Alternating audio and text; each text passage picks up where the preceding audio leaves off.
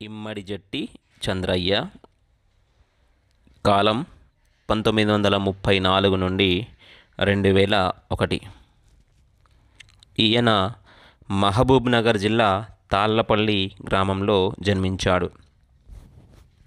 హనుమద్రామ సంగ్రామం, భక్త సిరియాళ, వీరబ్రహ్మేంద్ర విలాసం అనే హరికథలను రచించాడు.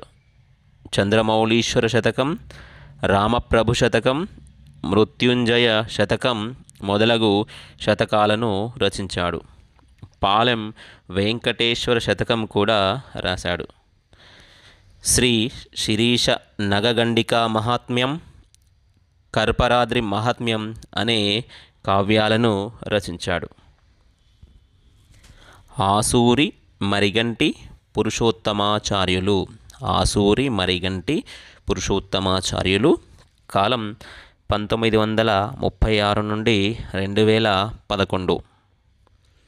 మరిగంటి కవులు నల్లగొండ జిల్లాలోని దేవరకొండ, కనగల్, మునగాల ప్రాంతాలలో నివసించేవాళ్ళు. పురుషోత్తమాచార్యులు నల్లగొండ జిల్లా మునగాల మండలం నరసింహాపురం అనే గ్రామ నివాసి. వీరు వెంకటేశ్వర శతకం, శ్రీ వెంకటేశ్వర శతకం, యాదగిరి లక్ష్మీ నరసింహ శతకం అనే శతకాలను రచించారు. గోదాదేవి, గోదావరి, సత్యవతి స్వాంతం, మారుతి మొదలైన రచనలు చేశాడు. ఇతని బిరుదు విద్వత్ కవి. వెంకటరావు పంతులు.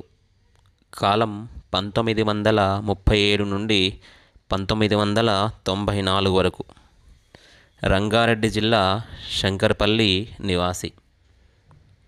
తాండూరు దగ్గరలోని బాకవరం గ్రామంలోని ఆంజనేయ స్వామిపై శ్రీ బాకవరాంజనేయ శతకం రచించాడు.